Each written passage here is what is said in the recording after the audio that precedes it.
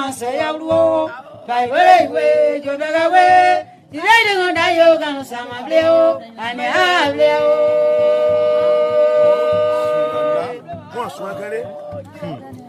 No. Que ya iban a Basuruteo, by way. Go back, you are, darling, what I you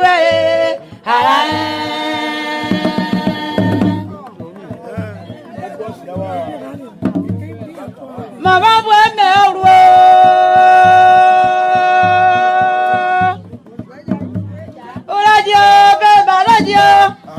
Mabam la sumu bleo, nazire jaya o kanu sama bleo, ajaya weo, keja iwe, jide ngo dayo kanu sama bleo, sebe iwe. Siya do wanza ke se mare ao, wanza ke se mare, suwa mai wanza ke se mare ao.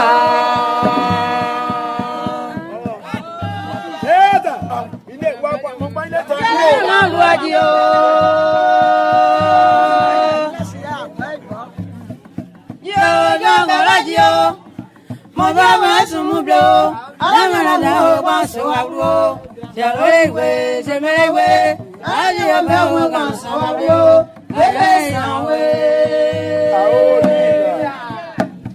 To my own one, I go. Jamaiwe. When you're dying, where some blow, and I'm there.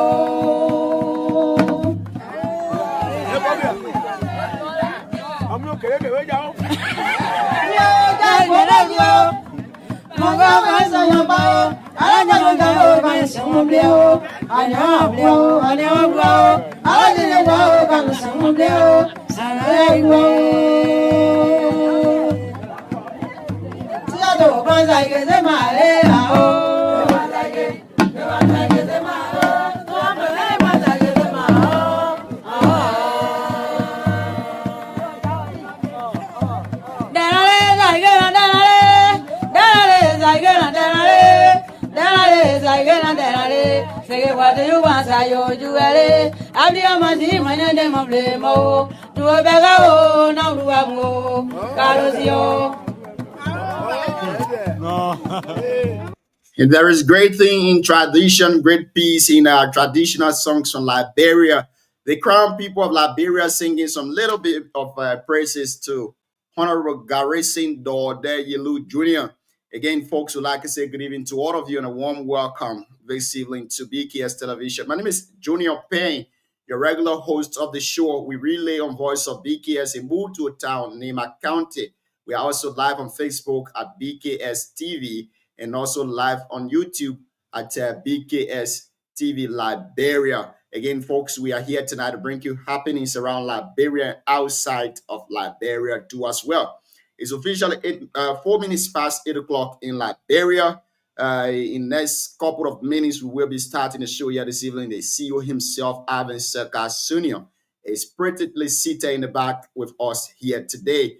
And our guest will be Honorable Garrison Dorde Yelu of Nema County. Now, Garrison Dorde Yelu served as the first representative of Electoral District 4.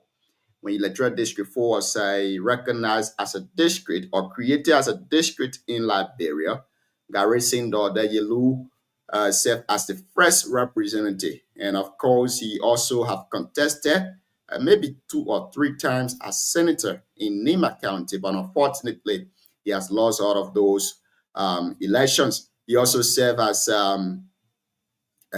chairman or commissioner at the level of the Good Governance Commission in Liberia. We will be bringing Honorable Garrison Dorde Yelu on the show here tonight to tell us some trending issues in Liberia. Recently, former President George Manawia appointed him as a member to the construction committee of the new CDC party headquarters. He will be telling us a little bit about that too this evening. We're expecting Garrison to join us in the back very shortly. But with that too, a couple of stories we have for you here this evening. We'll go back to some of our traditional songs, The Bele people, they got some good voice. The Crown people got some good one.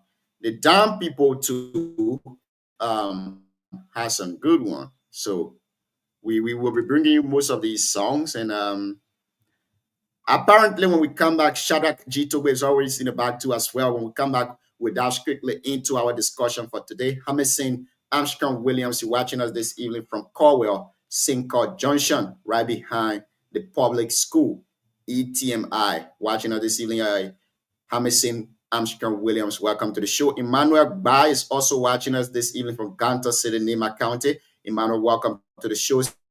Siliki Tori, he says, good evening. We don't know where Siliki is watching us from, but Siliki, welcome to the show. Political mathematician following us from GSC Road, Monrovia. Political mathematician, welcome to the show this evening. If you're just joining us, you're about to listen to the Hit Hour here on BKS TV. On the Hit Hour, we say dialogue and our confrontation. We say words and our bullet. I mean, what will be using at least 10 minutes to shout out all of you that are following the show. Oscar Ziagman also watching us from Ganta City, Nema County. Oscar, welcome to the show. We go for this break. When we come back, we go strictly for the discussion today.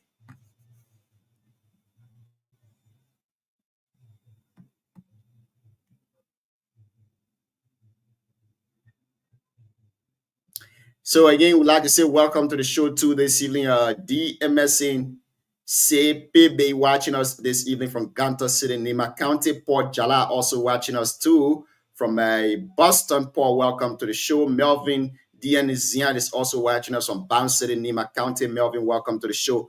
Menka Chue is also watching us from Johnsonville. He said thank you for the updates. We also have Yan Masakwe watching us from EW Rehab. Welcome to the show, Yan. Ellen Bo Zawi is also watching us. Ellen say good evening. Abel Seattle is also watching us from Logua to Port of Entry. Abel, welcome to the show. Veteran Media Camry, Honorable Ruben Guan Jr. also following us from Monrovia, Liberia. Ruben, welcome to the show. Yelesa Va following us from Trump Country. Yelesa, welcome to the show this evening too as well. We go for this break. When we come back, Mark Kato, regular followers of the show. Mark, welcome to the show this evening. You're also watching us from Kampala, Uganda. Mark, welcome, man. Please help us to share the show with somebody. We have Councillor Garrison Daughter Yelu today as our guest. And shortly, we will be diving into the discussion. Aloysius Alexander Dane Jr. watching us from Canada. Aloysius, welcome to the show. Albert L. Lakpo following us from San Nicolas Fangala Street Community. Albert, welcome to the show. Aloysius Mendy is also following us from his resident Morris's Farm, Pingsville, Liberia. Welcome to all of you. I mean, a couple of people keep joining. Ambassador Jonathan David is also watching us from San Nicolas, Nema County. Jonathan, welcome to the show. Our guys are in the back. We got to go for them. We will keep shouting all of you who are following the show here this evening. The CEO is in the back. Shadrach is in the back. Afonso is in the back. We got to go for all of those guys. But let's go for this break. When we come back, we dive into the discussion for today.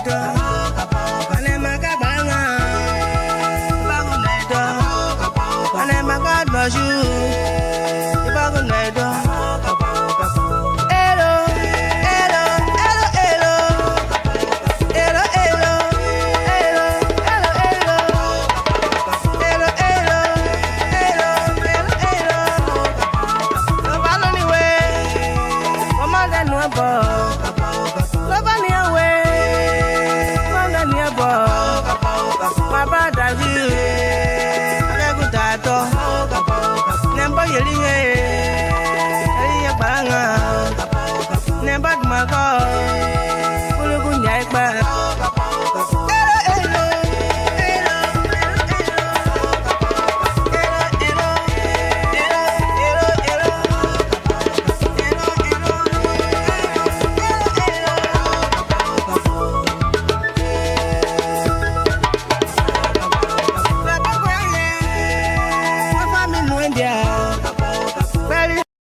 PSD Kapau. Emmanuel Tia, welcome to the show this evening. Good evening to you. G. Spencer S. Menti, following us from Monrovia, Liberia. Welcome to the show this evening. Elijah Wonlie Sunio, following us this evening. Elijah, welcome to the show too as well. G. Marcus Yenti, following us from the People's Republic of Nema County. Like we said earlier on the show, as part of our introduction and our headlines for today, Councillor Garrison Dode Yelu Jr. will be our guest on the show. But again, this issue of Asila Mental vacation job is causing serious problem in Sanikole. Journalist David Tan of Radio Sen will keep reporting on the issues that the Vacation Job Committee Chairman, Prince Ye, put a lot of ghost names on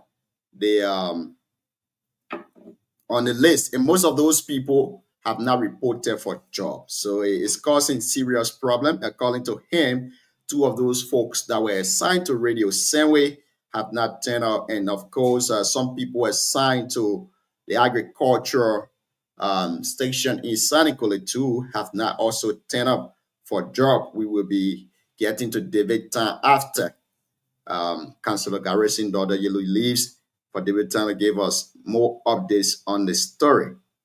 Coupled with that too, the Liberia Research Development Network STEM exhibition program today in Monrovia, Liberia. That program was held at the Monrovia City Hall. Let's say good evening to you and welcome to the show this evening, CEO Alvin Seka Sr. How you doing, Chief? Thank you there, Junior. I call you the hottest talk show host in Nema County at the moment. I want to say publicly here, thank you so much for all the work you're doing. I know a lot of our guests, usually before they leave, they will acknowledge you. But I want to, on this platform, say thanks to you for all the sacrifices that you make while going to school, making time for this platform, for our people in Nema County. I want to say thank you. And I really, really appreciate everything that you do. Thank you, and CEO. we look forward to having our guests this evening. From what I'm hearing, most of our panelists they're having some network issue in Liberia, so I think Lone Star is having some issues. But we look forward to having a wonderful show tonight. Our guest is a very knowledgeable person. The last time we had him, we had a really good time. It was an entertaining show, and I look forward to having a really good one again tonight. Yeah, CEO, welcome. I think you got to go in the back and tell our guests that we still are waiting him because we are gradually going in the time. Gradually. We'll do that. Again, I'll be right back. Yeah, it'll be a good show. If you're just joining us, folks, welcome to the Heat Hour here on BKS Television. We are on Facebook at BKS Television Liberia. We are also relay on Voice of BKS in Mutual Town District, number 5, Nema County. We keep shouting out folks. Ramsey James, 1 year. Welcome to the show. You're watching us this evening from ERW Junction, Monrovia. Saras Mangru, also watching us from Logua to a port of entry. Saras, welcome to the show. Abeningo Poker, also following us. Abeningo, where you watching us from? Abeningo say you want to be our guest. Abeningo, reach out to us and we're going to bring you on the show as our guest. Mark Z. Twazaman, also watching us from Bound City, Nema County. Please, if you are following the show, please help to share the show with somebody and let somebody share with another person. Councillor Garrison Dode Yelu of Nema County will be our guest today on the show, and we are expected to have a wonderful, wonderful conversation. Keep telling us where you're watching us from, where you're joining us from this evening. And it's a pleasant, good time being with all of you here today. On the Heat Hour, we say dialogue and not confrontation. We say words and not bullet. It's going to be a good one. It's going to be a wonderful one. It's going to be a great one. Sarah said, good evening, BKS family. I am Sergi Saros La, watching you from 19th Street, Monrovia, Liberia. Saras, welcome to the show. Saros Tolly or Tali Dan is also watching us from Kansas City. Saros, welcome.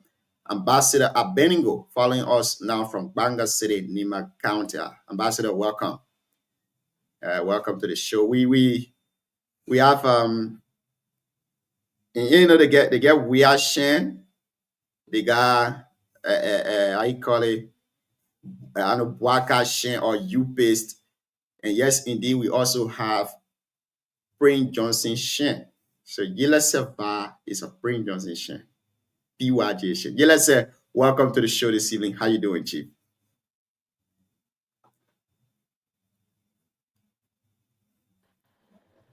Hey Jim, how you doing? It's a pleasure being here again tonight. I don't know where you came from. It is true. I'm a even in his grave, I still remains one of the strongest supporters, the greatest man ever in the history of Liberia, Senator Prince Yomi Johnson. I'm an ardent supporter of him. No joke about it. Go ahead. Yeah, go ahead, Chief. No, I said it's good thing being here again tonight to discuss some prophetic issues within our country and the community. Thank you. Welcome to the show, Chief. Shadrach Chitobe, the ambassador of Growth Downplay, where they give people subscribe for you. Shadrach, welcome to the show. Gentlemen, you know, I'm proud to be called by that name, Growth Downplay. Sometimes you have to Shadrach from a great downplay. You have to go from there. Good evening, and good evening to my brother Yedasa. Good evening to our listening audience out there through Facebook, YouTube, whatsoever medium are they using. Thank you so much. We are glad to be here this evening to share with our people what's on our mind, and I'm also waiting to join our guest tonight, Honorable Garrison Yolu. So we all share together what he has to offer. Thank you so much, my dear brother. Thank you, Shadrach. Let's welcome to the show, Siawete Zoget Tour. Siawete, I don't know where Siawete is from, but he's from Zoget Statutory District. I know where Siawete is from. I know where you're from, but I don't know where you reside currently. If you up to now you don't know where I'm from, then you live in illusion. No, I know where you're from. So I know where you're from. You're from Zos Diablo. I know where you're from. Good evening, guys. I mean, it's a pleasure to be back, and good evening, Junior, and to Mr. Sadra Togwe or Downplay. The only Sazewu village member, and Mr. Yedese Va. And of course, we are transparent in Nima. We are transparent and we believe accountability. You guys are hiding under the canopy of transparency, but that's the traditionally, and you know, that's why we know the Downplay, you know, region to be. So it's good. Somebody made a recommendation that you know, the way we do not have some sophisticated equipments in our judicial system in Liberia. We should go back to the traditional ways where we bring those from Growth Downplay to give people off in courtroom. You know. Man, you try out audio you bro the other day.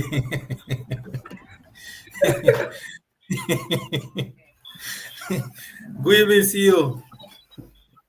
Good evening there. Before I wanted the council to council, I can talk about the sports aspect of our show. I know my team has been struggling. All your on a point is just about the sport. You're picking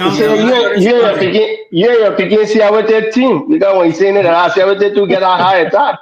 Well, I'll let Siawete speak for himself, but I think tomorrow we'll leave all our trouble on Burnley. For we you can be baby team. Then I agree sort of be your leader thing. I beg you. We'll leave all our trouble then tomorrow. I think we're giving them 3-0 tomorrow. But gentlemen, that Cameroon struggle your son. Why you need the guy that you can be swallowing all the GB in the wall? Boy, man, you that man, boy. I'm really understand now. I think Man U playing enough football. Man U will be eradicated this season. Watch out. They will eradicate Man U this season. It will not exist. Well, but check the current table. We beat him 5-1. A baby team you go play with you in Premier League. Your job with them. Catch up tomorrow, beating 4M. Guano, how are you? But okay. Oh. So while we wait on our My guests, biggest thing that I hunger when I eat my okay. Yeah, while we wait on our guests, let me break this news. So we'll have Cole Williams on our show tomorrow. As you all know, Cole Williams was one of the contestants in this going District 5 by-election. He's going to be appearing here tomorrow to say thanks to his followers and discuss about District 5, where it stands now, the future of District 5 and all that. So it's going to be an interesting show again tomorrow, having Cole Williams, well-spoken guy who speaks the Gio dialect fluently. We look forward to hosting him tomorrow. So don't miss it. It's gonna be a fascinating interview tomorrow. Oh, at the time when Cole appears here, they were not here, right? No, I don't. They didn't come here. No. Yeah, Shaja, you and I. Shaja, Shaja, when I was yeah, they call him People Dreamer. Yeah. Yes.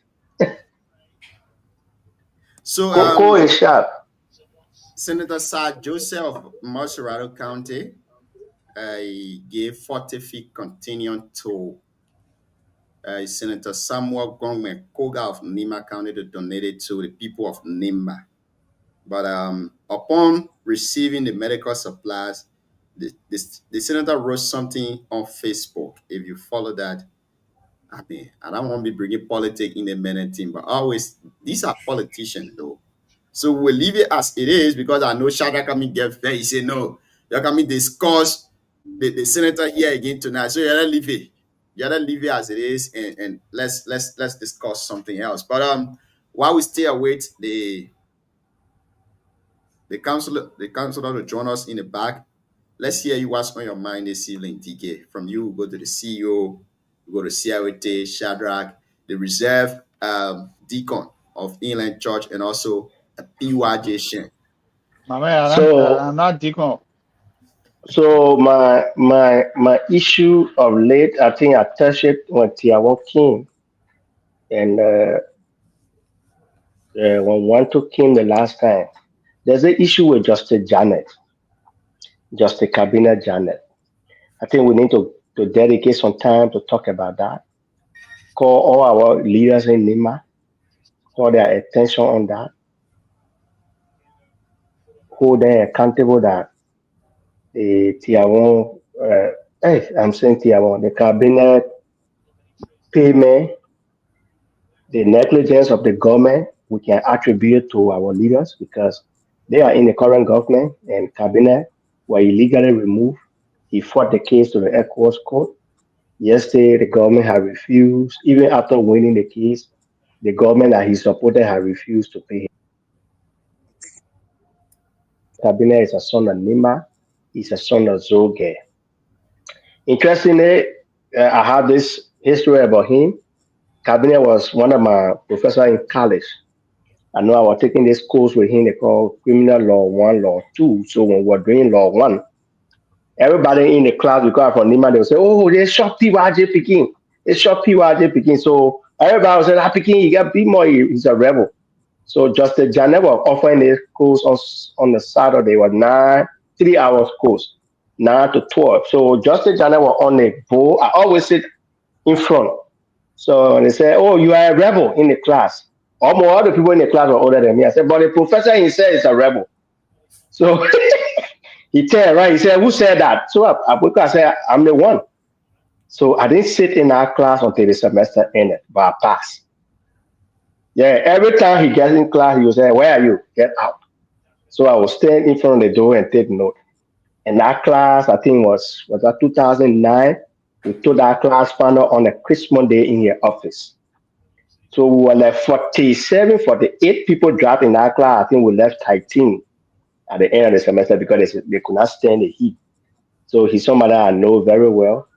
In fact, at the final, I think he gave up, we made our equipment make it 300 a day. So I know him very well. I know what he stands for. So it is my opinion that we all are here who have interest in NEMA and the Liberian politics should prevail on the current government, particularly NEMA officials who are serving the current government or have served past government to reveal on the current government to pay Cabinet a just benefit. They are doing it to other people, so why not? You are right, but I do have interest in the issue and I support your point. But So hold on, I'm going in the back.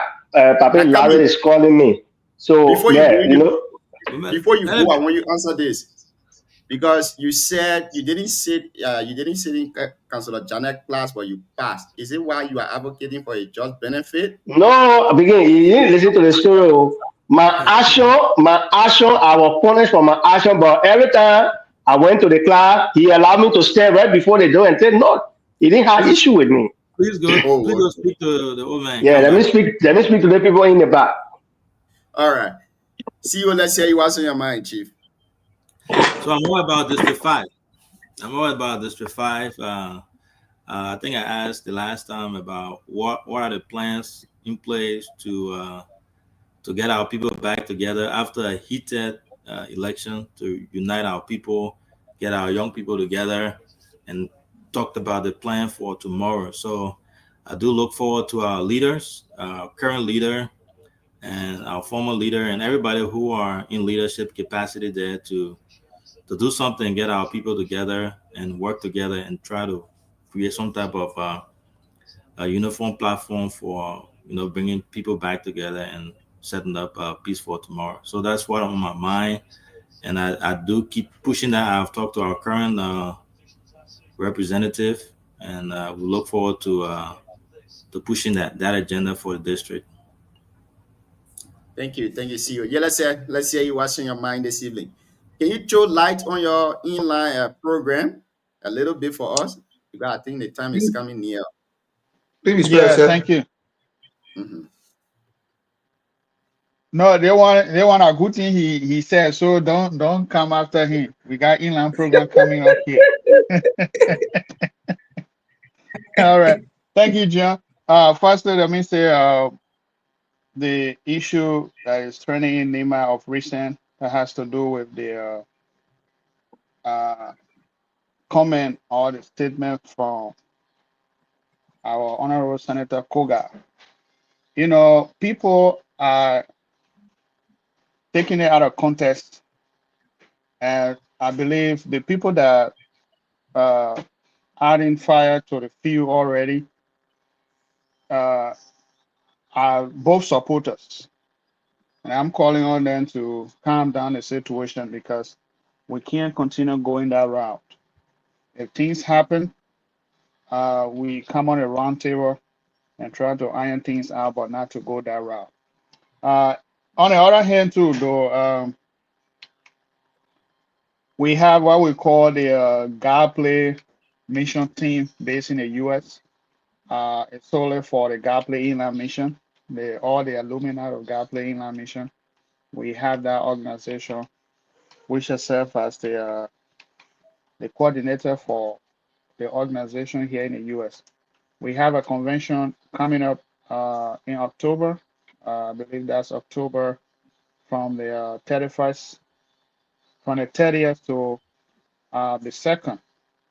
We'll be here in Indianapolis, so we are inviting all inlanders to come and grace this occasion here in Indiana. On the other hand, too, though, District 4 will be hosting her convention in Muscatine, Iowa. And I'm also calling on all citizens of District Number 4, well-meaning Nimbayans, to join us in Iowa comes October 25th to grace our occasion. My man, Chris, before I turn it over, you see my office here, Chris. Your name still on my list. So please clear your name from there, yeah? All you and your Fargo man. Thank you. You feel honest. I'm in now invite me for that program. I'm not DJ. You see? I invited you. I said everybody, you inland dropper, but we'll still take you. Come. All of you are invited. Shadrach, let's hear you what's on your mind this evening, Chief. Thank you, Gideon. Thank you so much. Thanks to our panelists and my inner brother, the reserve deacon. Gideon, I will still go back to the drugs issue. Today, I witnessed some action of the LDEA putting ablaze some unfinished building where the gas stay. And I asked myself, does this stop the importation of drugs? Or do we have facility to host all of you guys at this time? Why is true want to destroy where they stay? But what are we doing to rehabilitate them, to give them sense of direction that when we destroy where they stay, we'll get them on path? So I will ask myself these questions. Burning down the facility where they stay or ghetto is good, is one aspect. But the other aspect, how can we maintain or sustain the action are we taking? So it's serious. I think we should go beyond that as a country, and the president should put into place some measures, especially at the border points. Like we were talking about places of Butu, these are international border points, but people are forgetting those places. So no traders pass those places, no free or charge and enter. We will not know what are coming to the country. So I think these are some of the actions we should be also looking at instead of destroying teams or just busting places what the guys say.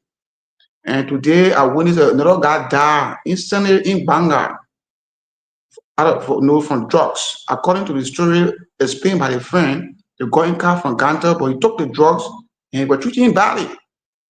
So when they got to Banga, according to him, they were going to Banga to his auntie. But when they got there, unfortunately for him, the drugs were coming and he was vomiting, toileting with himself, and he died instantly. So they arrested a friend, called the national police. He started interviewing and listening live. The guy from Nima, his last name is Dan, but he was a driver before. So it's serious in our society. We know that we need serious action and methods to contain this particular drug issue and get it eradicated. It may not be 100%, but at least to some extent where children will be, their life will be saved. So that's actually I want to talk about this evening. We await our guest, Honorable Garisi Yodu, to come and share with us what he has on the mind and also to add the question of what we want to say. Thank you so much. Thank you so much, Siawete. Let's welcome to the show this evening. Shadrach, sorry. Siawete, let's hear you what's on your mind. After you go to Chris, Jeremiah is here with us today. Then we can hear from Jeremiah. So we bring our guest on. Let's hear you, Chief. Thank you, Gina. Well, it's good that we have the learned counselor and our own big brother. Some of us on our yellow will be appearing on a show. The other day, though he appeared, but the network wasn't really well, so we could not really have that firing conversation. But we hope that will be a good show today. And like Sadra was saying, the issue of drugs now is becoming alarming. People are actually dying. They're actually dying from drugs. Even kids that are below the age of 18, most of the juveniles are even involved into that. The other day, they were interviewing one of those guys. They even admitted that 10 years, 13 years, those guys, some of those children are in the ghetto. So it's a worrisome situation that require everyone involvement. And another thing that I've been training on the social media today is about, I read this afternoon on the OKFM platform. It's about one of, the United Party guy. He was appointed last year by the president to NRR, one of the star of the United Party. His name is Alfonso Bele. And the brother being appointed since last year, February 20. I think they were part of the first batch to NRR as the Deputy Executive Director for Administration. But then the way the institution policy or law is crafted, they have to, the board, he had to submit his CV, a resume and all of that. Then the board will make decision. But since then, last year they are not acted, and then I don't know from what decision they arrived at, and they went and appointed, the board went and appointed the guy as a manager, I want to say manager for planning and research, all those things, and the guy did a letter and rejecting the position. That was not a position he was appointed for. So what I'm trying to say is that because the person who also the board, I think the board chair for that institution is the Internal Affairs Minister.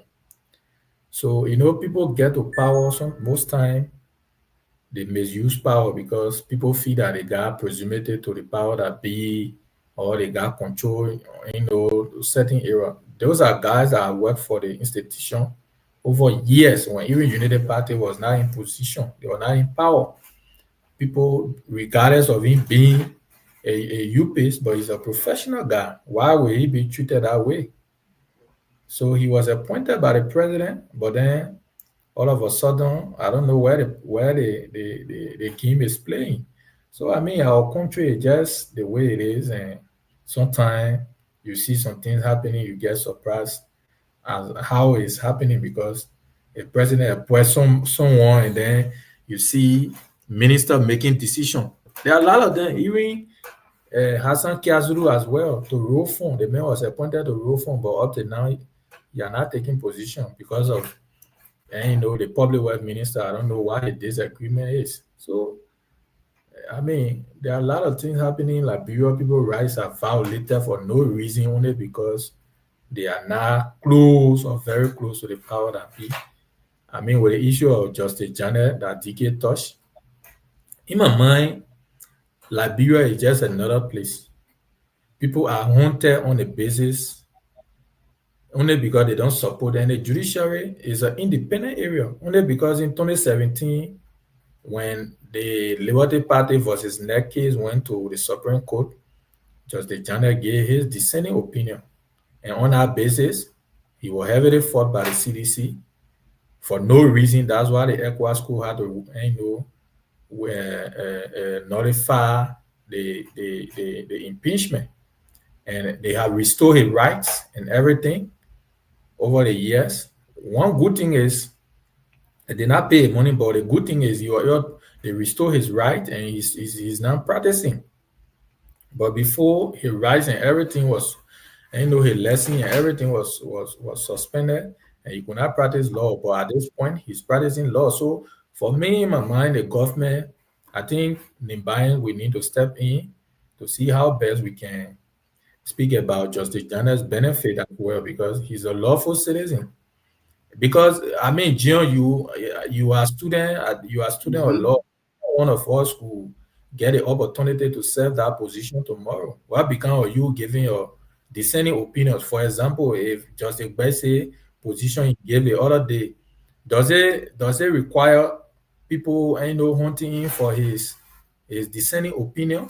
That's normal under the law as a justice, and in fact, the position is a sacred position. That's why when you enter the Supreme Court is a different. In fact, besides the Supreme Court, every courthouse you enter, whether it's a magisterial court, their rules, their orders and norms are quite different. So you get there, some other I don't even know. My first time entering the Supreme Court, back then, people were looking very fearful. So what I'm trying to say, those guys, they went to school, they acquire the experience and what have you, but to be treated that way, I think it don't even offer well for us, and it don't send good signal to our generation and people who are also reading law and in the legal profession.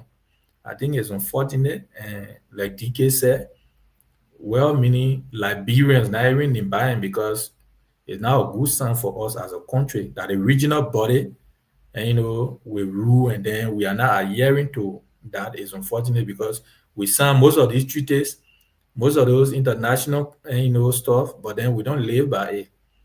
I think, to me, in my mind, is a human right violation that need to be looked at. Thank you.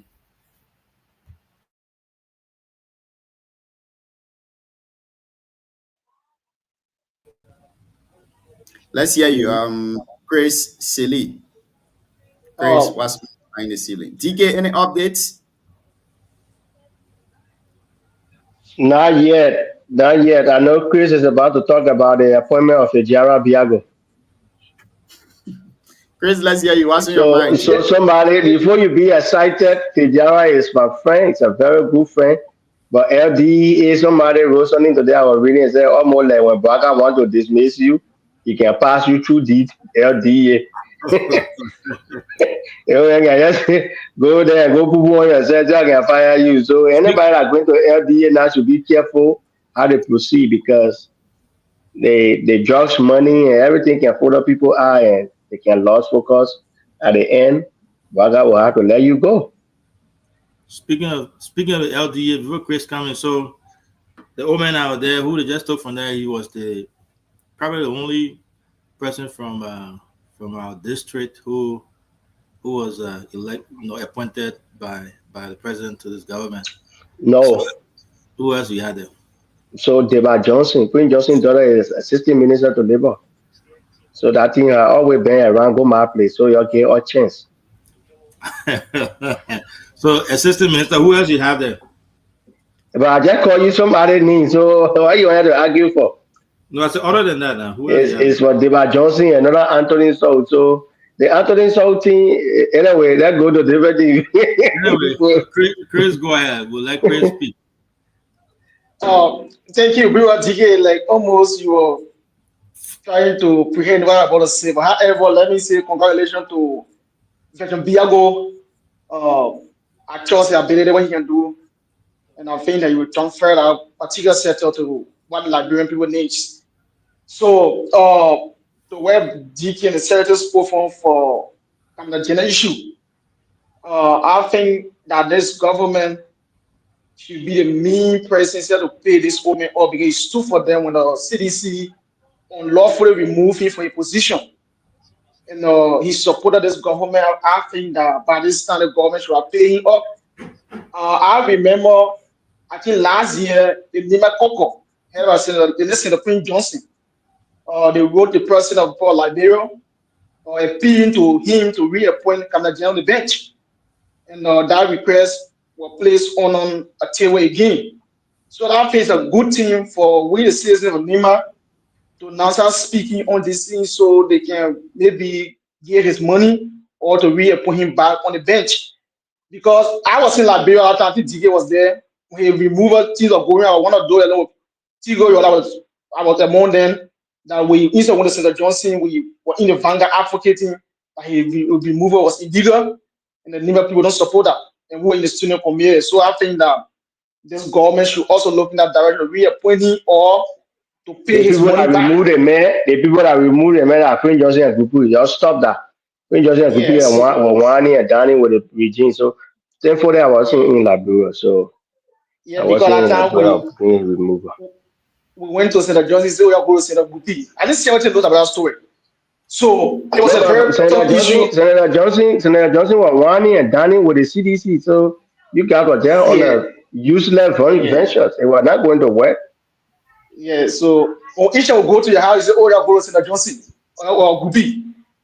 But maybe the CNC will come to grow Gupi, but what's the issue? So anything you drink, is that pure water? It's the hot water, brother. So yeah. So I don't trust you begin. So my next point, I will do with the school system. School about to open in Liberia. and looking at the school system and the buildings we have, where the students go to sit, maybe in the dust, no chair. I face the issue also to discuss, so the government, the Ministry of Education can step in to create a better environment for our kids, our siblings, and those future generations that coming also they can have a better environment for learning. So those classroom or those buildings is leaking, right? And it allows students to go sit in that area to learn. It's a difficult thing. So I think that the Ministry of Education, you have to leave Monrovia now, go into the rural area, go to the town villages, and see where those students are, where they sit. And I think the environment they need to be, improved for our kids, for our siblings back home, so they can get a better education. Because if the environment is better, it also encourages students to come out. But if you have an environment where the classroom leaking, the building looking somewhere rotting, it's kind of disheartening. So I would say that Minister of Education to go out now, with school about to open, let them inspect all the facility around to see it's better for our siblings to go and stay there for learning. Thank you. Thank you, Chris. Thank you so much. We are finding it difficult to get our guest, but subsequently we join him. He will join us on the show in the next 5 or 15 minutes. Jeremiah, good evening and welcome to the show this evening. How you doing, Chief? Yeah, thank you so much, Gian. Thank you to all the panelists. I'm very happy to be here. My own concern is how can we put ideas together and make this a place, a bigger place for all of us, because you guys are doing extremely well, and the local aspect about it to live on the internet driven to go to the local radio that will be relaying all the things that have been so worried, because we want huge followers to come at least at the level of Monserrado. Like that, we will have a lot of followers and what have you. That have been my prayer. So I'm happy to be here. Thank you. It's great having you on here. Somebody sent me this piece. We would take a break with it. It's a traditional song. And of course, when we come back, maybe we can dive into discussion with the Honorable Councillor. But let's welcome to the show Genesis Gbemi, watching us from Banga City, Nima County. Genesis is our reporter from Banga. We also have Thomas Tandy is also following us this evening, and Emmanuel Tia is also following the show. Emmanuel, like I say, welcome. Let's go for this break. When we come back, we dive into the discussion for today. Official channel. Let's share, comment, and subscribe for more videos.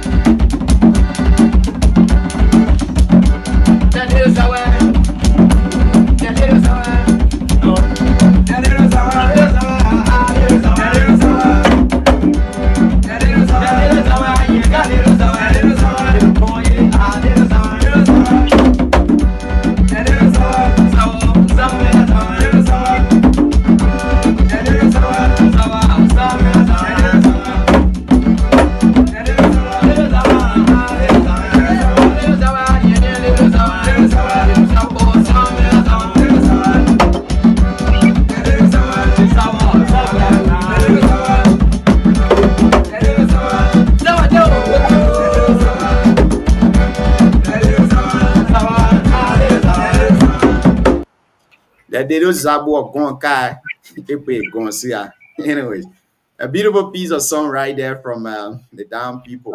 You see a woman arguing with men, and she says she want men. Why?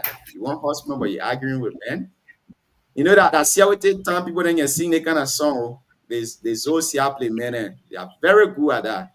They still talk in a traditional song. Man, as a matter of fact, the first town to produce traditional music in Nima is Seapley.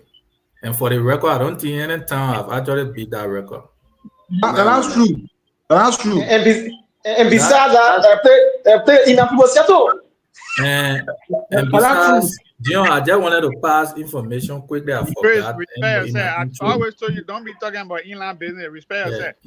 In my intro, we are establishing the Zoge University Veteran Association.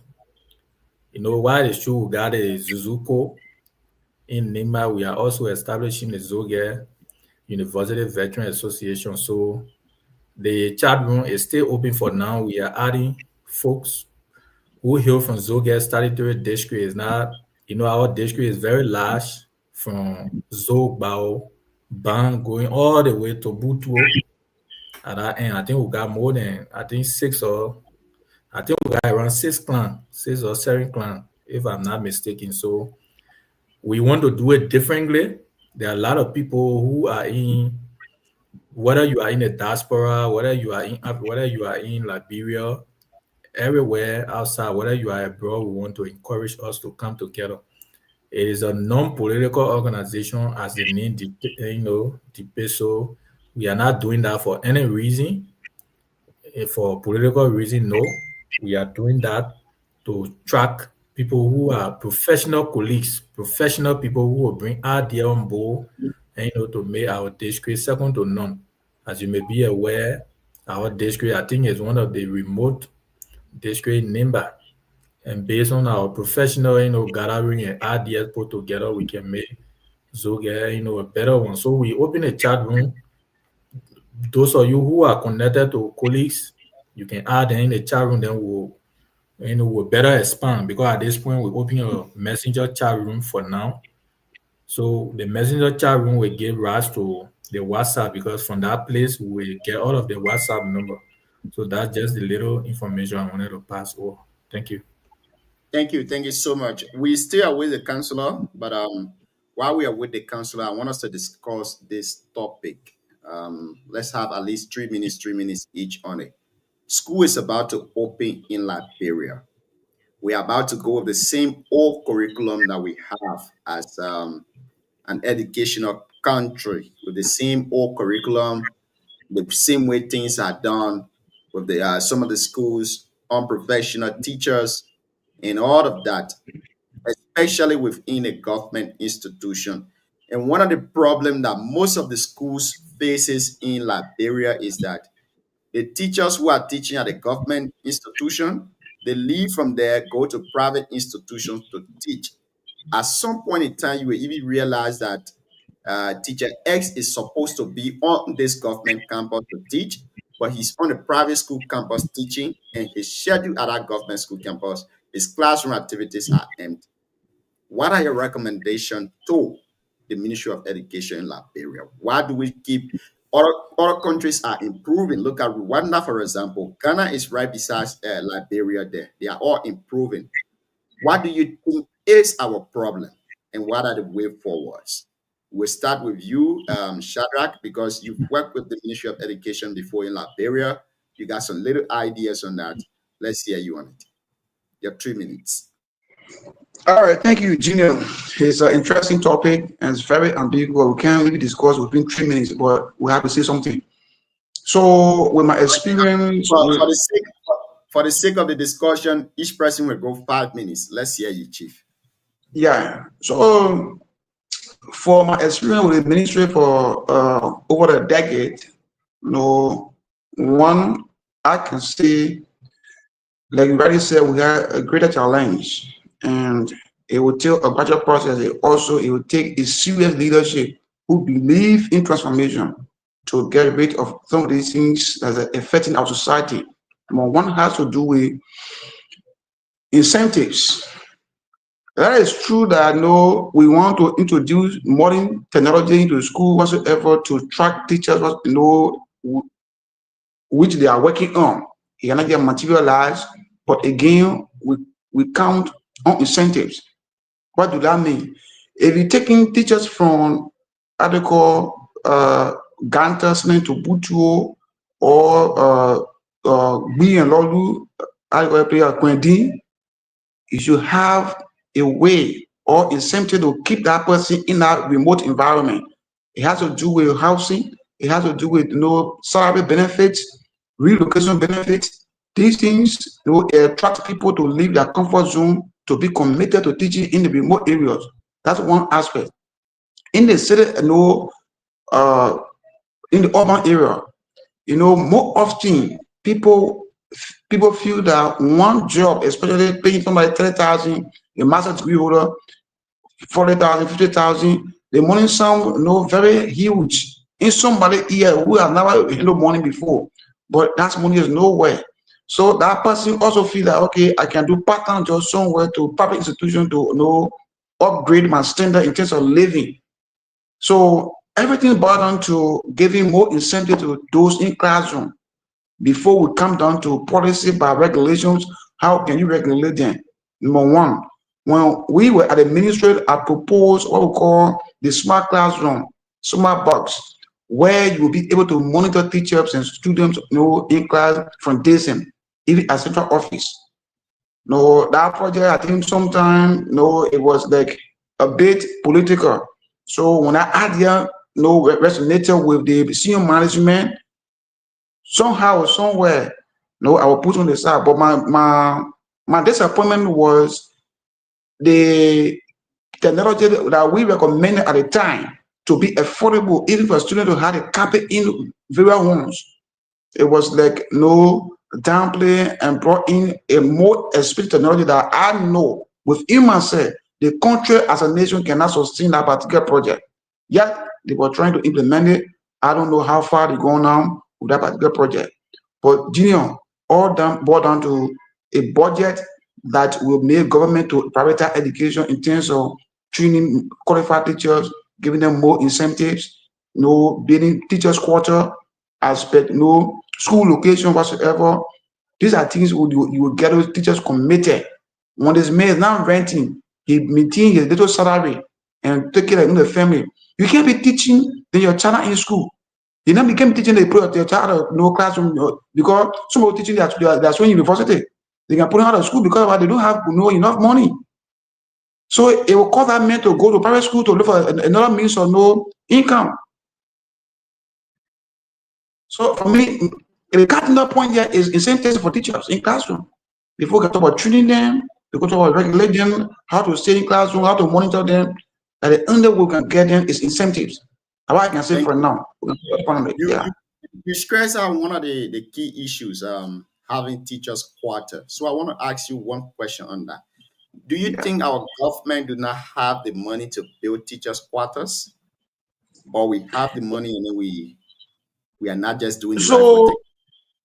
I want to say, not yes or no. The government doesn't have the money currently, but equally so they can have it. They can do it. You can't do it as one. This is how you can do it. If every budget year, if you can target a particular county, or maybe various locations in several counties, maybe 4, 5, 6 counties that is remotely located.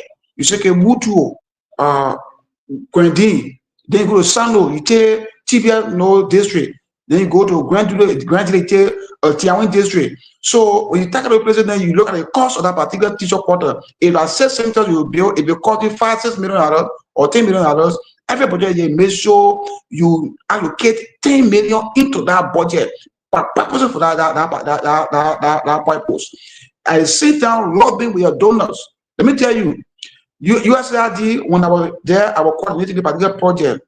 FR360, $70 million project to train teachers and whatsoever across the country. The 3 TDRs, ZRTDR, KRTDR, and 3 RTDR in River G. That project intent was to train people first and target enough infrastructure after the project period. But again, Ebola came and disrupted that project whatsoever. They did not succeed 100%. That even some of the money it went back because project period elapsed and they took back that money. But the government can do it. Equally, so they don't have the money. I can say they don't have the money on hand to do it as one, but they can do it with plan and transformation mind. They can set up that principles. It's okay. Every project year, at least 5 million or 7 million go to teacher quarter in the remote area of our country, because this is a how area that it's difficult to keep people around there. When they go there, they live in alone. They can take people from there. Thank you.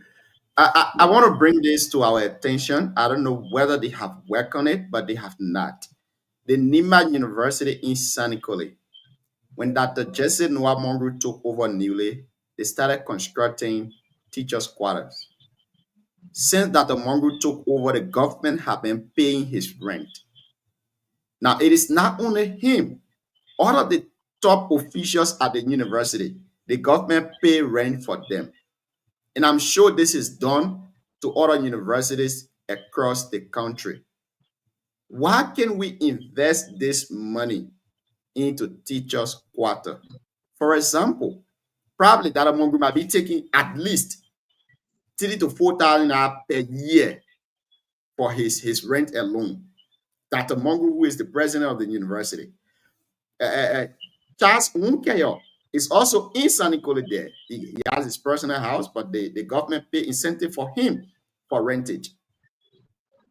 Is it that, those that are ahead of this, they are not taking responsibility, they are not advising the government to do so? But again, we are here tonight to give the way forward. Let's hear you, Chris Seli. After you will go to Jeremiah, Siawete, and then TK. Chris, what do you think is the problem and what are the way forwards? Thank you. When my good friend and brother was speaking, I was trying to get a few points down. And the first one you talk on have to do with the teachers' quarter, which I want to talk a little bit about it. The issue today in our country is accountability. Accountability, one of the major issues that we face with. What I'm trying to say is, Dion, you will take teacher from by ratio, we take those teachers a year, or after 1 or 2 years, you have to change those teachers. Maybe you take them from Ganta to Tapeta or Ganta to Swedru. So you can revamp the education system. It doesn't just have to do with policy issue just in the office in Monrovia. So if you have teachers quarter, as my brother said, was just saying, right, you can look at Tapeta or Ganta. For example, Ganta. You can build a apartment, it will not cost you more than maybe 200,000 or 100,000 to build maybe 4 to 5 bedroom apartments in Ganta. You maintain those government teachers in Ganta at that area. Now you take care of them. You go to Tapeta or CKP. You build teachers quarter. Those teachers only come in and build jail with their bed and the material. They want to do materials, everything in there. So you can retain those teachers every year. You can take them for the grant year. In that case, you'll be able to continue to stretch those teachers go through all difficulties.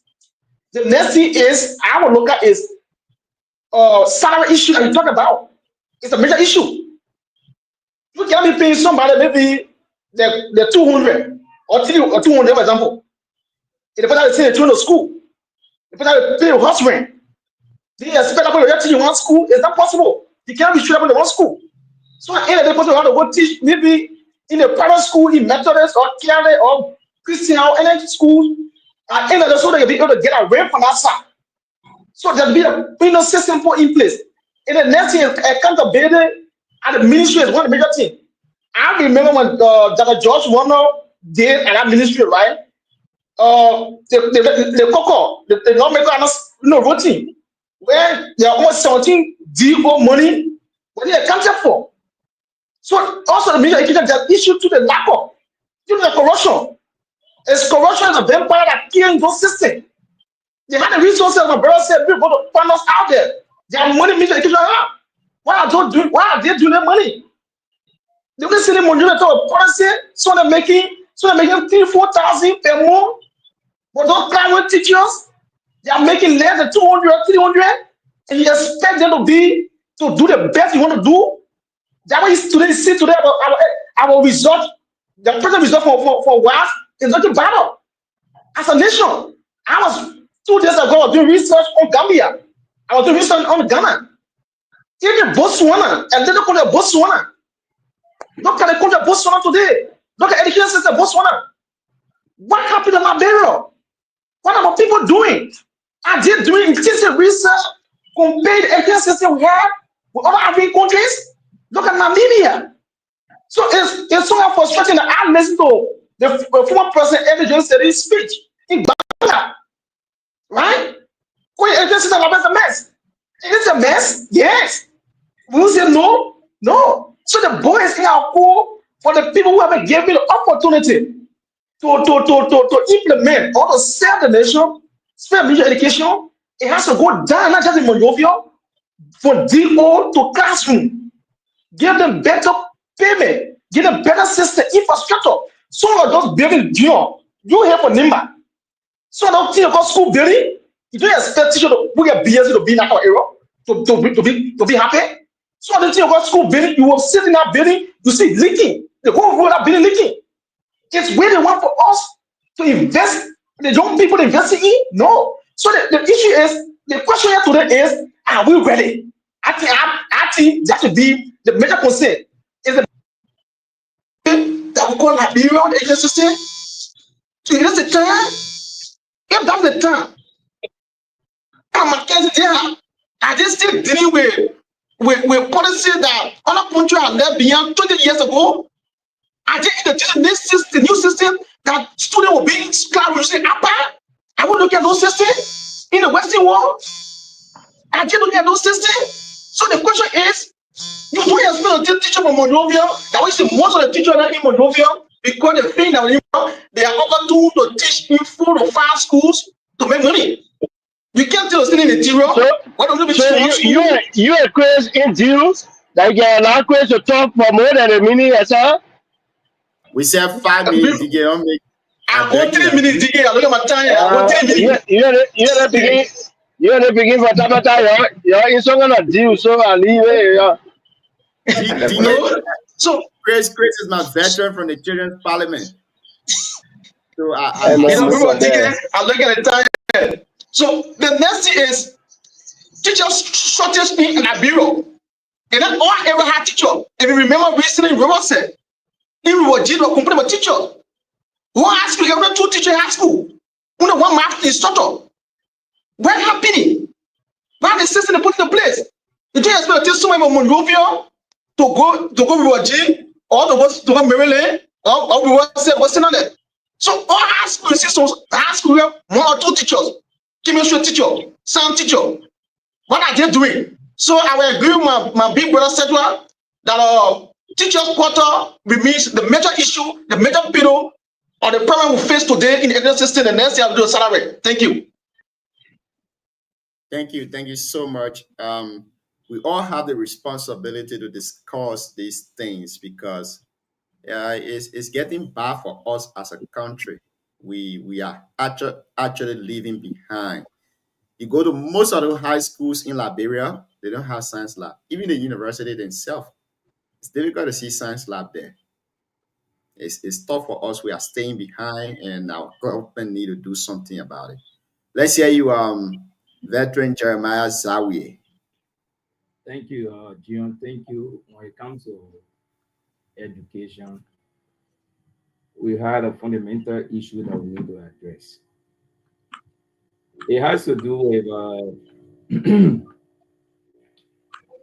until we can improve our school system, we need to prioritize the public schools. In Liberia, let me take you a little bit back in articles. When child goes to private school in articles, it almost like the society has rejected that person. It's a reversal for our school system in Liberia. Everybody had their own private school. Going to government school or public school in Liberia, almost like less fortunate people that can't afford. So I listen to government a few times. The first thing we need to tackle, they are come up with a plan to build 100 new schools across the country. And then, if they will be serious and invest into that, we'll be getting somewhere. And then, when you build a school, you will not just leave it as it is. You need to provide electricity and internet. Some years back, some volunteer Nigerians came to Liberia to be deployed in the rural community in Liberia. We were opportune to have gotten 2 or 4 to be assigned specifically to our school, 2 schools in Boyal. But then when those guys Ghanta team were looking a little bit okay, their internet was on. At the time they were going, when they get to Blue Lake, they were called off. No electricity, no internet facility. They couldn't sleep. They were feeling like they are carried in to an area that they would not have access to their family. So the parents' opportunity, because specifically the issue that has to do with science, mathematics, somehow the teachers, they are inadequate in number. So those guys they came purposely to help us in that direction. But because there was no electricity and internet, there was a problem. So in order for us to go into how to put enough efforts to build, means to improve our school system, these are some of the things we need to look at. And then you will look at building school and then provide electricity and all those in there. But it requires the school tools, materials to work with. There is science lab, teaching materials that will equip the people to do their work, the teachers to do research, to do their work and inform the children adequately. Until all of these things can happen, to deviate actually from there's so much of private school. When you go to private school in Liberia, you the best. Public school, no. And if you will take into account almost everybody at the level of ministerial level of ministerial education, they got school, private school. You cannot have your private school. You are a policy maker. You prioritize public school. It means you will not have people to go to your private school. We need to desist from it. We're supposed not to even comment or not to even appoint those that have their private school.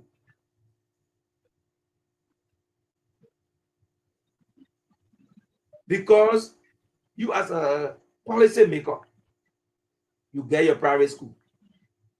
You care less to improve our public facilities. They are one of the key reasons we need to address.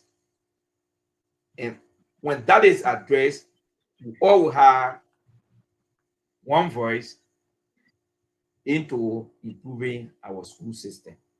So for discussion tonight, that is my little input into the school improvement topic. Thank you, Jeremiah. You raised some important points, very important ones. You cannot have a minister in a country running his or her own school. For example, look at Thomas Fowler. At that time, he was not deputy speaker; he was a representative in Montserrat. He had his own school. His school was kicking as one of the top schools within Montserrat. But then he was a lawmaker. So you can't be a lawmaker, publicizing your own schools while government institution within the district, you are not taking care of it. It's bad for us. And I think if I could make a recommendation to the government, all of those that have schools, whether it is not in your, the documents are not in your name, but once it is named after you, I think they should take it from you, because in this slide we'll focus on the government institution. All of the countries around us, our neighboring countries, they are improving. People leave from Liberia to go to Sierra Leone to get masters, to get PhD. Same thing is done to Ghana, to Nigeria. But it's tough to see. I don't know whether they have international students in Liberia that reach to 1,000. I cannot tell about that. But let's hear you, see how it is. You'll get to take us home on this. I'd like to apologize to our followers. Our guests let us down. Therefore, CLT will be the last person to speak on these issues. And after that, we call it a day for today. Hopefully, we'll be back tomorrow, same time and same TV station. CLT, let's hear you. Yeah, thank you, John.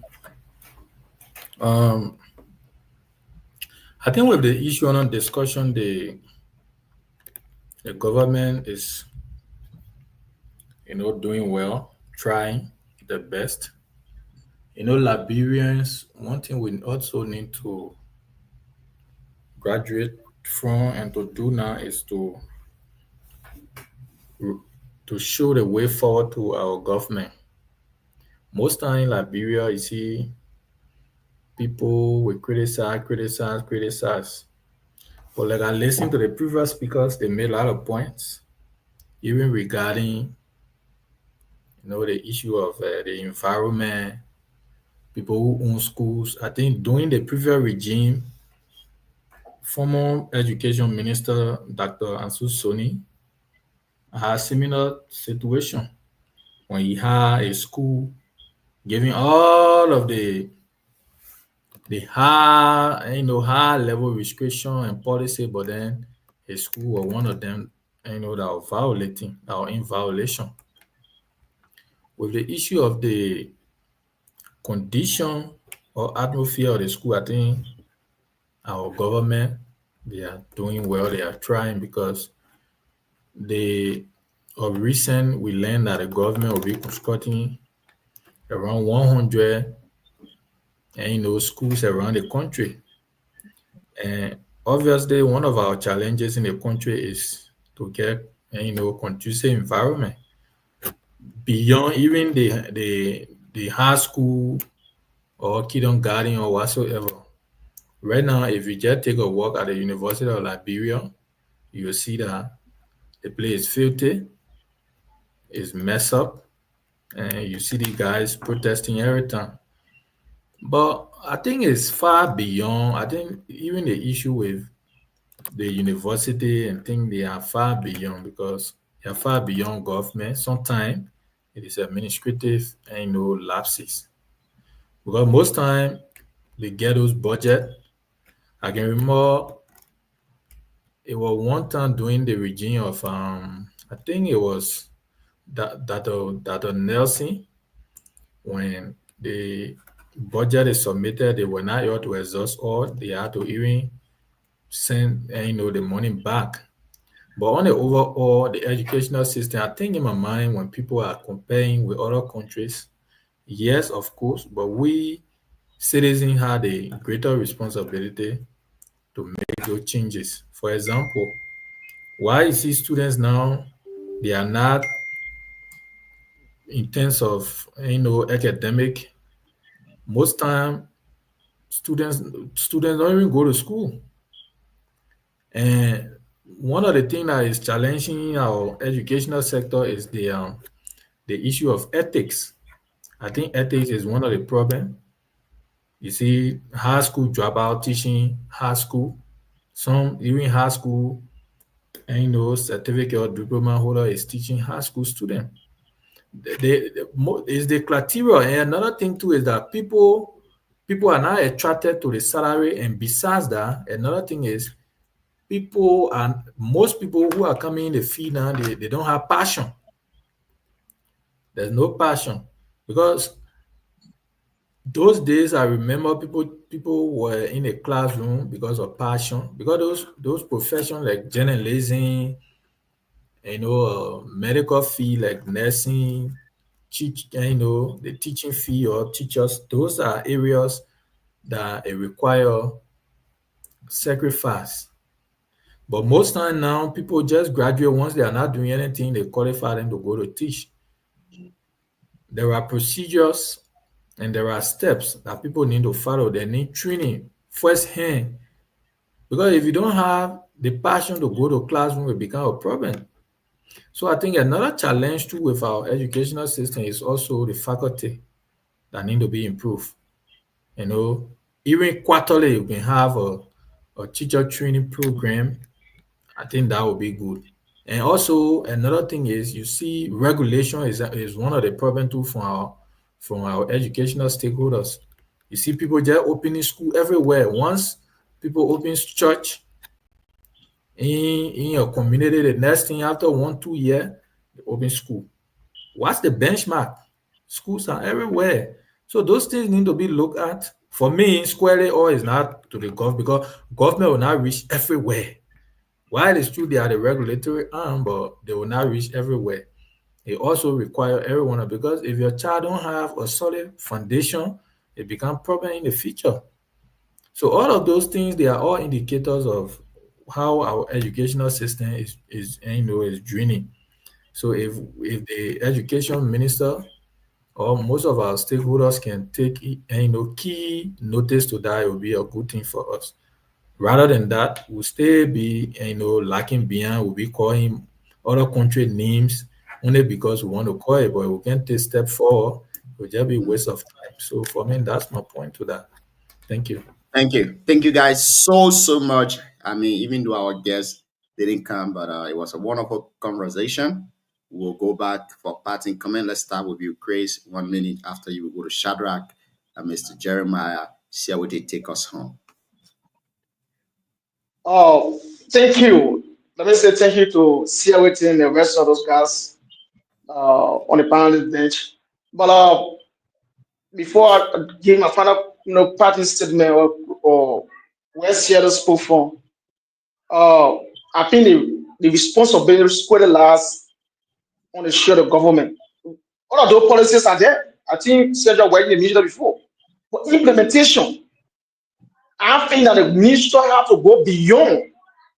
Let me tell you, if the minister close 2 or 3 schools down today, he will that he will stop. If the minister leave the office, get on the feet, and go call where or go Lima or Wilson, and close 2-3 schools down in a daytime, that he will stop. But they're not doing it. No implementation. They say they relax on the country health officer. The country health officer sit in the country, maybe he's standing put out in the country seat and relax on the DO. And the DO can do all. Sometimes the minister had to leave the class, leave Monrovia, get on motorbike, not just use your government car, get on motorbike, go to the villages and implement. When I came with the bush show this evening, and let me say to our people in Nima, the Kamaja issue is dear to some of our heart. We hope that whenever we flip this issue, our people in higher authority will listen to us so they can be able to pay that old man his money, because I remember in the snow community, he was one of those who were the highest donors. The snow community from 2015 all the way to 2019 before the 20 position. Whenever you call him, you always come for your program. So I pray that God will work in the hand of this government so they can pay his money. Thank you. Thank you. Shadrach, let's hear you. Yeah, thank you, Gideon. When I spoke, my senior brother Jeremiah Zawiya spoke, and he mentioned something that is important that we've been speaking about in the past, in terms of somebody being an education minister and having school. You see, especially during any administration to President Weah term, most of the ministers, 80% of them have schools. I'm witness to that. Even the sorry, you need to go to the school to go sorry artist system. I have seen the problem. So to actually regulate the public, the private sector to allow with the government sector, Let people in administration of education be neutral. Then they can make a fine decision. Like said, you can't be education minister, you want to regulate other people, but your school is violating, and nobody is the question of your school because you are supervisor. So when sending people in the field, they know your school, they are afraid of you. It's contradiction to our law, the regulations policy for our school system to be vibrant. The president should not appoint anybody who owns school in the country. Then that person will be rated in making decisions when it comes to regulation. Can you imagine if the Catholic school system can even know how they call it, defy our no education ministry policy? They don't go by it. Because it's not strong, the implementation is not going across the country. It's just a few people who have no people in power, who have no contact. They only force them without regulation. But DO, CEOs, all of the school, they got people they attach to favoritism, conflict of interest. I can't the school system in the country, my brother. Until then, to come up with a policy to say, if you want to be minister, assistant minister, DO, CEO, do that vetting process. Don't be near school, or even your son will not be having school. We will see. People of such, they will make decisions that they will not look bad because they don't have school. See, if you go to health, they have in the country, somebody even going to minister of health, but I got drugs, so they got clean it. Taking the drugs, go to the private school, may pay better. But going to hospital, no drugs. Tell me, we can be in the country, man. Thank you so much for the show. Thank you, Shadrach. Mr. Jeremiah, let's hear you. Thank you, Gino. Thank you to the rest of the panelists. You know, somebody talk about passion. You know, it is emotional giving. When it comes from passion, what can make you to do certain anything? If government actually have prioritized the school system,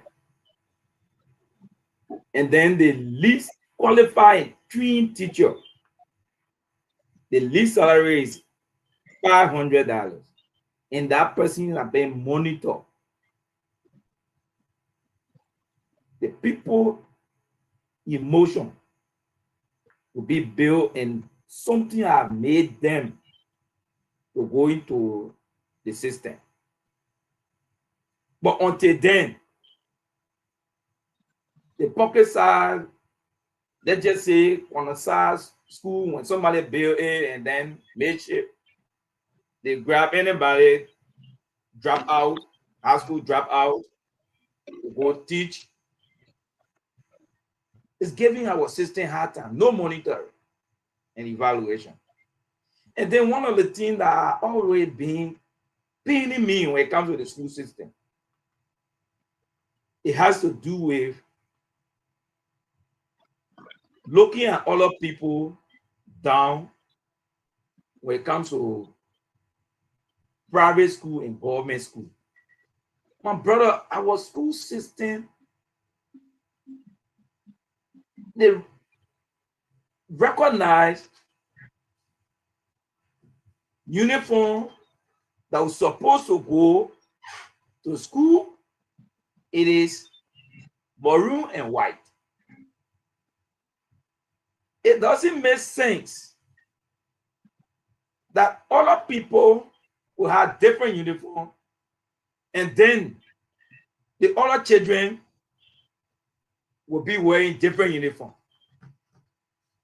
If for any reason we want to be and have our school system, the only thing that will differentiate the other people should be the badge. We should come up with one uniform that everybody, whether you are in private school, government school, everybody wear the same uniform. The only thing the different will be your badge.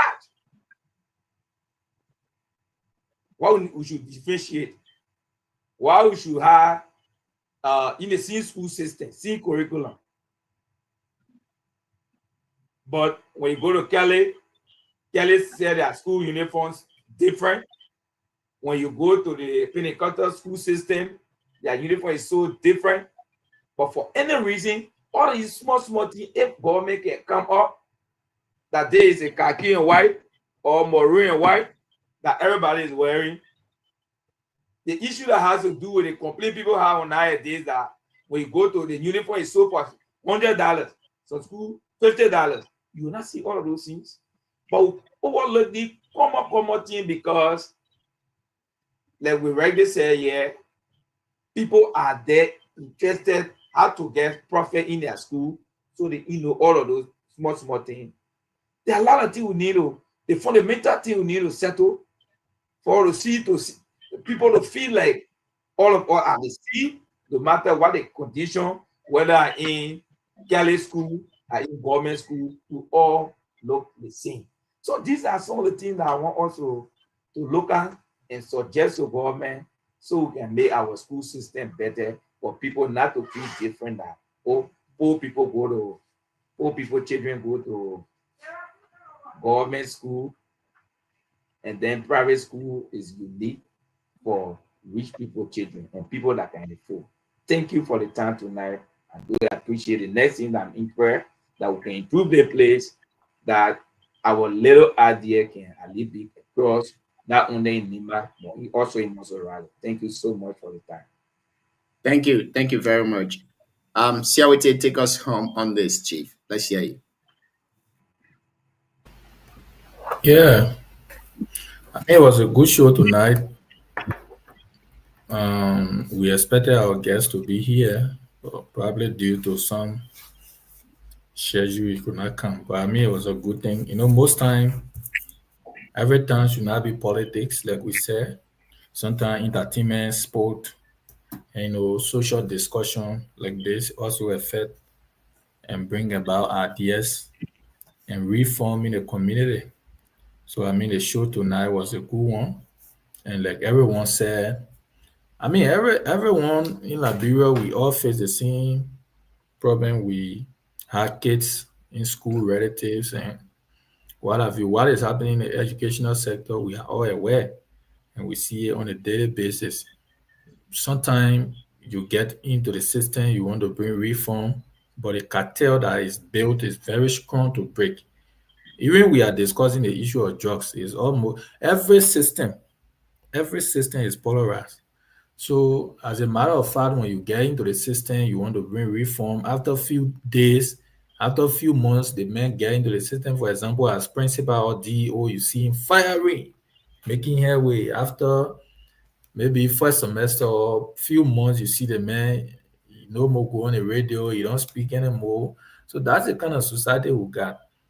Like I keep saying, is also passion. It should be passion driven, because once you get passion, even with the little thing you will see. For example, in a house, Delon is not 100% perfect, but at least Delon were able to make us understand what is happening in there.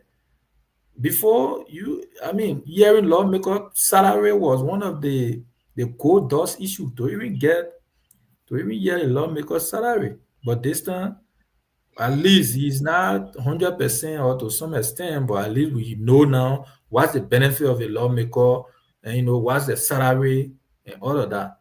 So gradually the system will improve.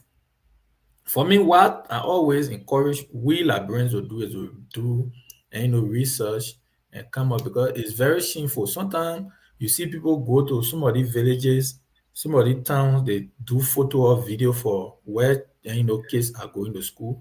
You feel disappointed. And some of these schools, they are free. They should be free, but they are collecting money. But even our own community mobilization, there are some areas you go, they get DO fee, they get CEO fee, they get all the fees. At the end of the day, you see the young man, maybe within a district before the year end, collect a lot of $1 million LD, because if each school, every student can register, or even $200-300 or $200 for every students.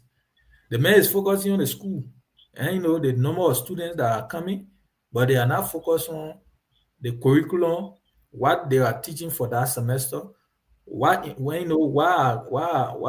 reform they are bringing for that semester or that school year to enforce.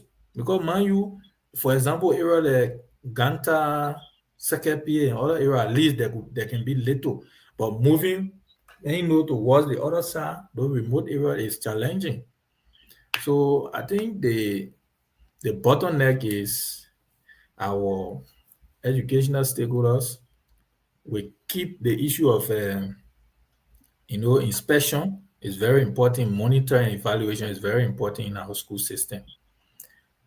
Like Sadra said to conclude, or one of the speakers, like I said from the beginning, if we don't change most of these things, the policy, it become a problem in our system because someone who gets school, you make them education minister. The decision will be very partial because once he speak out, people will speak against him. Oh, the man I remember during the regime of former President Weah, when Dr. Soni was then education minister, he will get those rules. You will see people calling from this is Dr. Soni. All of what he's saying, there's a school fee, there's a school fee. So right there, in terms of implementation of the policy, and the guideline you're giving, it becomes difficult. You have to reduce it because your school will also be involved. So most of those things, conflict of interest. So The school is very hard. yeah, we get time to actually discuss some of these things. Maybe when the educational stakeholder come in, like the few time in NIMBA, the CEO is doing well. And with those fees, for example, they say you should not graduate when you are not getting your result.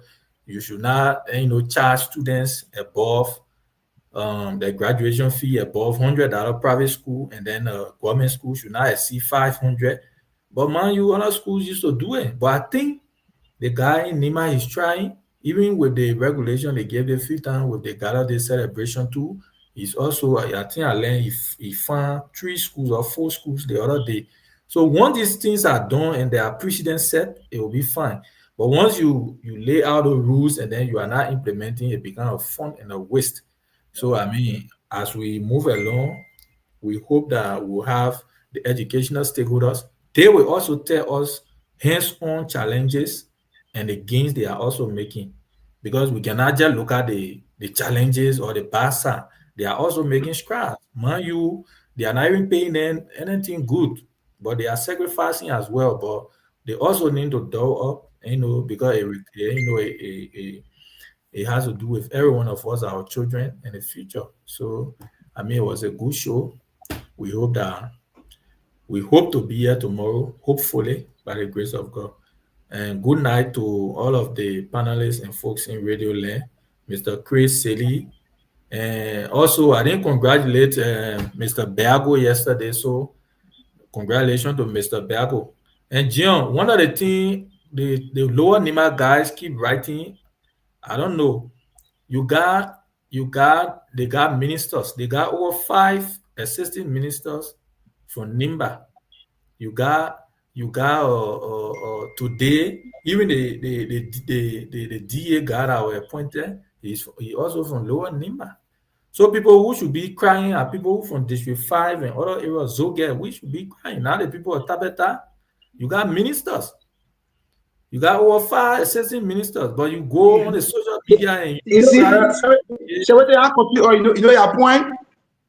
They say the slop that Minister Kua has from MDR right now from the VP cycle. So besides that, they bought Minister Dulukule from Do, not from the Tabata. So they will talk about this. We say particularly, I say sometimes the argument. I thank God that Biako is not in the picture now. The DA no hair. No. But the guys are not getting certain things. Jim, I'll beg you 1 minute. The thing is, people need to appreciate where the position. Let me tell you one thing. One of the people I appreciate so much are the people from Booyah. You don't see them making the kind of comment. To be frank. But you get senator, you're making. Yes, senator, are you talking? Yes, senator. No, we talk about appointed position. We don't have it. The only person get that by mistake, they just with the The reality is. Let me come in there real quick. We're coming to start making that noise or CLT. We're coming to start bringing that up. We're coming to start talking about it. No, I brought it up 2 minutes ago. Dicky told me say B6 Deba Johnson is the assistant minister from Booyah. how many booyah or the appointees, given the fact the type of massive support that we gave to Unity Party, I think we came second when it comes to the largest number of votes that were provided, that went towards this government. And you talk about one assistant ministerial job. I think our people we deserve more. But sorry for cutting you up there. I just want to. We're about to start talking about it. We'll bring that up. No, but the reality. So CEO, you want to find a first or Tabata? No. How? The issue is not about Foster or Tabata, right? Even the guy who said we just talked about, the Lower Nima, the argument Lower Nima don't have. Lower Nima right now, even with the country's social development fund, Zogia not receive any development on the superintendent. But right now, Tabata, quote unquote, we heard that the superintendent is investing over 400,000+ on a presidential compound that was announced during the campaign. So the Lower Nima and Tabata people should be grateful to the government. So if I see these posts, even the upper Zogia, you see them. How many Depu and maybe Nessie, who is an Aka. So the entire Zogia, we are not being treated fairly. But people who got ministers, assistant ministers, directors, you see them, they are accurate. So it's not fair. 70 for that one. I think we can do it next time, but we will dive into the issue. When it comes to Nima, Nima been marching last in Nima for a very long time. You know about 70. But it's another argument, another day that we. You should be grateful.